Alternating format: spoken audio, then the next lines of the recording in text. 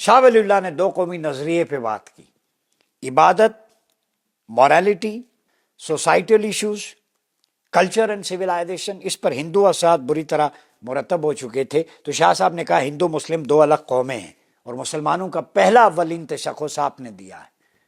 ان کی culture, civilization, ideology, religion, rituals, attributes, dimensions, each and everything is different from Hindu philosophy. وہ Vedic literature کو بیس بناتے ہیں، آپ ڈیوائن ریولیشن قرآن پہ بیس کرتے ہیں.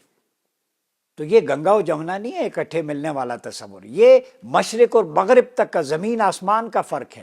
ہماری ریولیشن قرآن کی ہے جس میں تغیر و تبدل ممکن نہیں.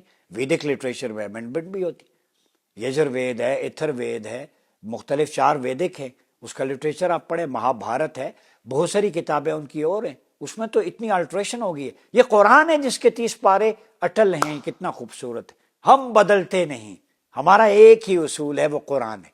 اور پھر سنت مصطفیٰ اور سیرت اور حدیث میں بھی تغیر و تبدل. تو ہمارے پاس 2 اتھارٹیز ہیں، اس میں تغیر نہیں ہے.